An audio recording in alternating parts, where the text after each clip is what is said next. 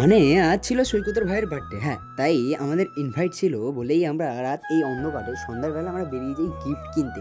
৩ বন্ধু মিলে, ও সরি, ৩ বন্ধু এবং বান্ধবী। দোকানে গিয়ে আমি খেলা দেখছিলাম, কারণ অলওয়েজ আমাদের রক্তে সবুজ মানে। তারপর আমি ওদেরই বললাম, তোদের ইচ্ছে মতো গিফটটা দেখ, তারপর আমি দেখে নিচ্ছি, কারণ আমি ভাই খেলা দেখছি, খেলা মিস করা যাবে না যেই হোক। তারপর ওরা এই বাড়িতে এসে এদেরকে বললাম, তোরা কাজটা কর, প্রথমে কাজ করতে হবে।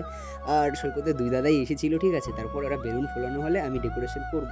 আর সৈকতের ভাই রয়েছে এখানে, বার্থডে বয়। ওকে তো দেখে মনে হচ্ছে বার্থডে বয় না চকলেট বয়, কি বলবো আমি ভেবে পাচ্ছিলাম না। যেই হোক, অর্পিতা দিয়া মিলে এই চকলেটের মালাটি বানিয়েছে। ওর পুরো শরীরে ভাই চকলেট রয়েছে। যেই হোক, তারপর কেক কাটিং হওয়ার পর আমরা কেকটা খাচ্ছিলাম, জেঠিমা কেক দিয়ে গেল।